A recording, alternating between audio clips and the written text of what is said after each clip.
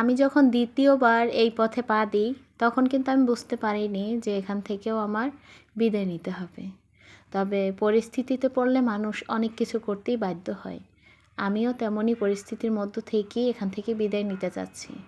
Hello everyone, আসসালামু আলাইকুম, welcome back to my another new blog. সবার কী অবস্থা, কেমন আছেন? আই হোপ সবাই ভালো আছেন, সুস্থ আছেন। বাড়িতে যাওয়ার আগেই শরীরটা খুবই খারাপ ছিল। হঠাৎ করেই কিন্তু দেশের বাড়িতে যেতে হয়েছে। কোনো প্ল্যানই ছিল না বাড়িতে যাবার। তো যাই হোক, বাড়িতে যাবার আগেই শরীরটা একটু একটু খারাপ ছিল।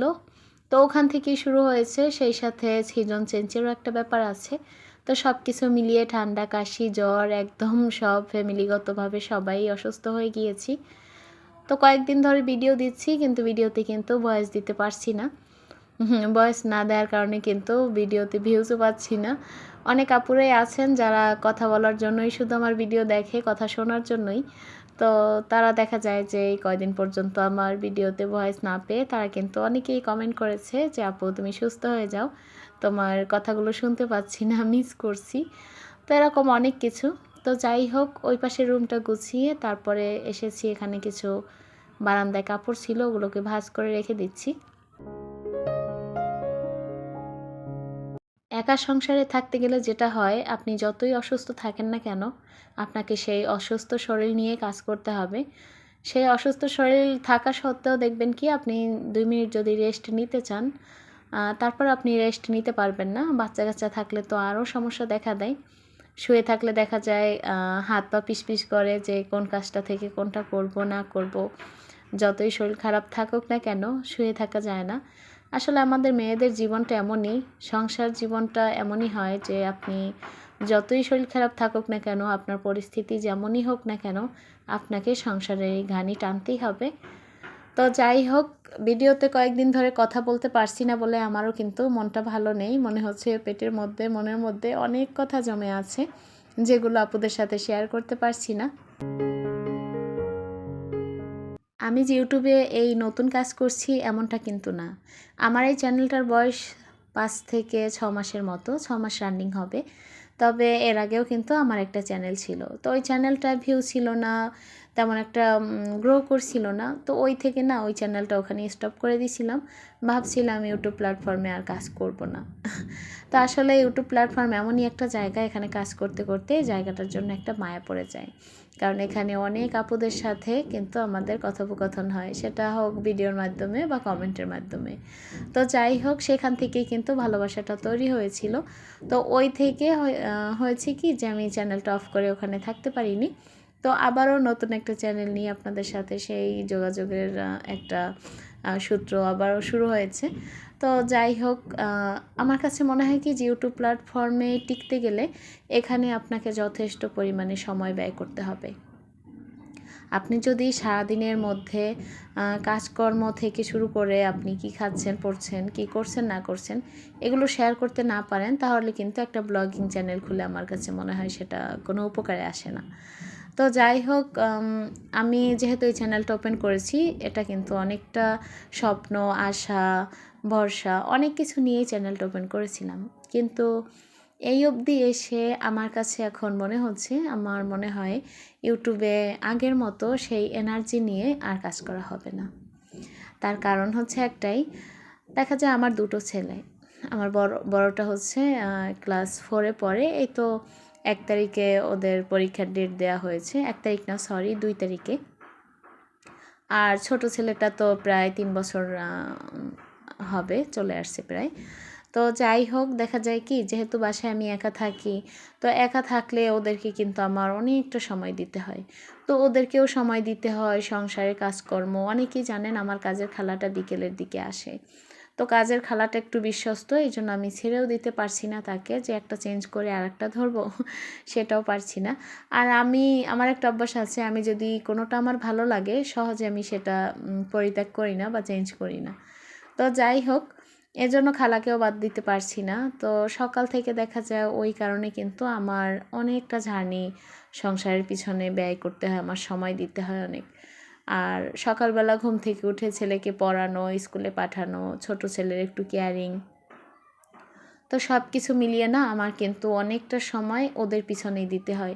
তো ওই সময়টা যদি আমি ইউটিউব নিয়ে, মোবাইল নিয়ে, ক্যামেরা নিয়ে, এটা নিয়ে ব্যস্ত থাকি, তাহলে কিন্তু আমার কাছে নিজের মনে হয় যে আমি ওদেরকে প্রপার টাইমটা দিতে পারছি না, বা ওদের যে পরীক্ষা চলে আসছে ওকে কিন্তু আমার অনেকটা সময় দিতে হবে, সেই সাথে সংসারের কাজকর্ম।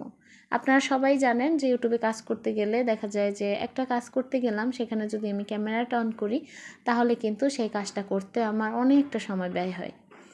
তো এই সব চিন্তাভাবনা থেকে ভাবছি ইউটিউবে, আর আগে যে একটা মানে ইচ্ছা শক্তি ছিল যে আমি মানে আমার একটা বলতে পারেন যে একটা স্বপ্ন ছিল যে ইউটিউবে আমি কাজ করব, বা হয়তো বা অনেক দূরে এগিয়ে যেতে পারবো আপনাদের ভালোবাসা থাকলে, বা আমি যদি পরিশ্রম দিয়ে কাজ করতে পারি তাহলে। তো ওই সব চিন্তাভাবনাটা আপাতত আমার ভিতর থেকে এখন একটু একটু করে সরে যাচ্ছে। তার কারণ আরও কিছু আছে। সেটা হচ্ছে ইউটিউব প্ল্যাটফর্মে এসেছি, এটা এমন না যে এখান থেকে আমাকে খেয়ে পরে তারপর বাঁচতে হবে।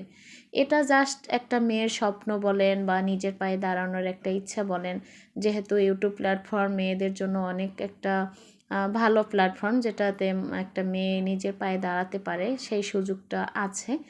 তো এই সব চিন্তাভাবনা থেকেই কিন্তু এখানে দ্বিতীয়বার এসেছিলাম, যেহেতু এখান থেকে দেখা যায় একটা মেয়ে নিজের হাত খরচাটা চালাতে পারে। সবসময় কিন্তু হাজব্যান্ডের কাছে হাত পেতে বা কারো কাছে হাত পেতে নিজের কোনো মিনিমাম যদি আপনার কোনো কিছু একটা প্রয়োজন হয়, তখনও কিন্তু আপনার দেখবেন আপনি হাজব্যান্ডের কাছে আপনাকে সেটা চাইতে হবে হাত পেতে।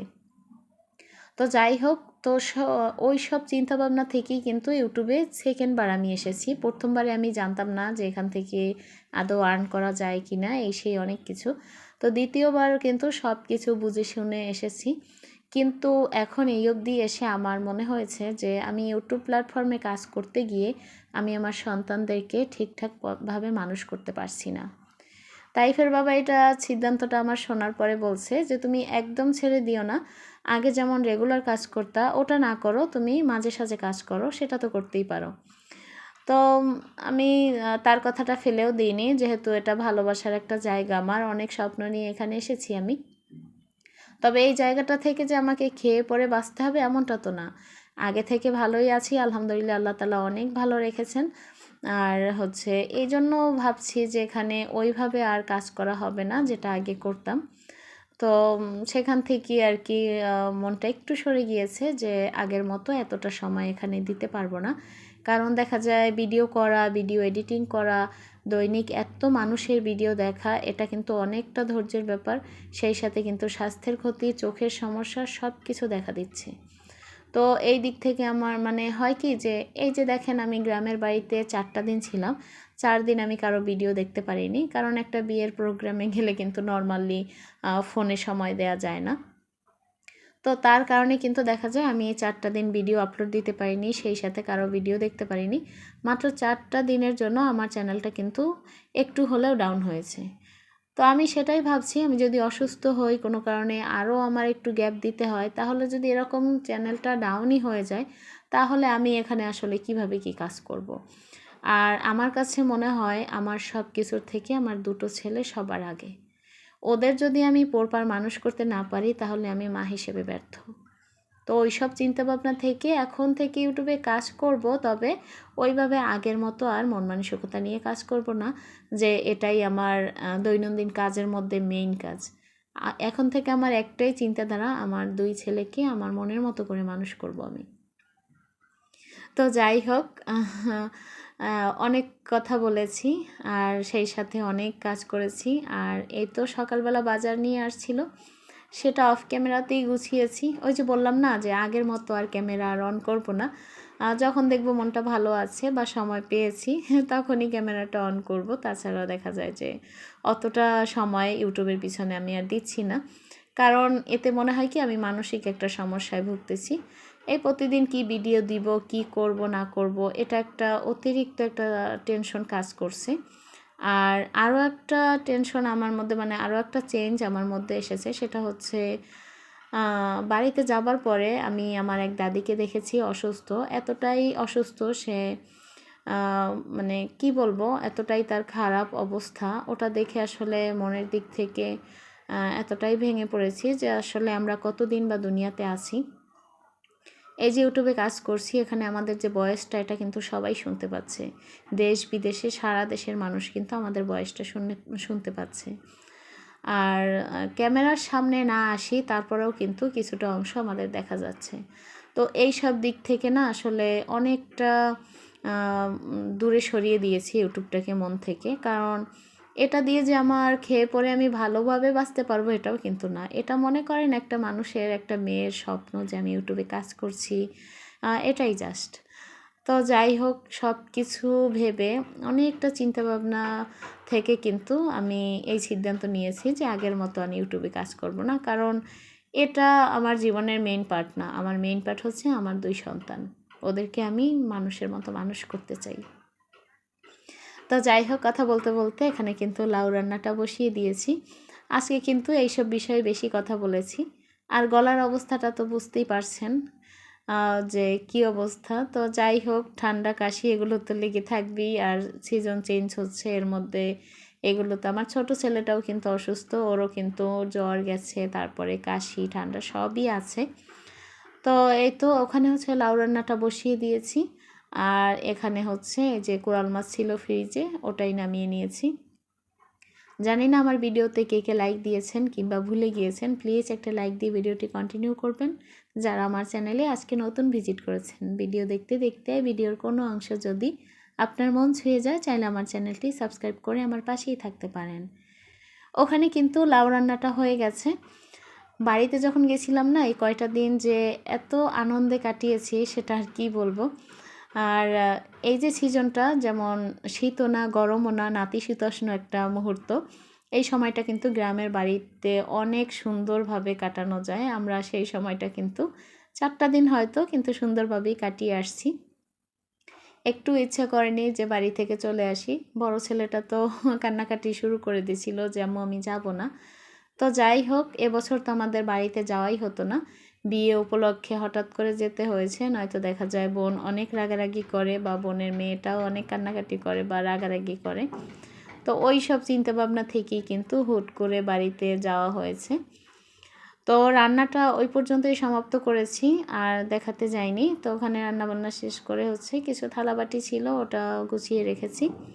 আর এই যে কয়টা দিন বাসায় ছিলাম না, যার কারণে কিন্তু বাসায় অনেক ধুলো ময়লা জমে গেছে। 4-5টা দিন কোথাও হাত লাগাতে পারিনি। তো এই একটু একটু করে সব কিছু গুছিয়ে নেব। শরীরটাও তো তেমন একটা চলছে না।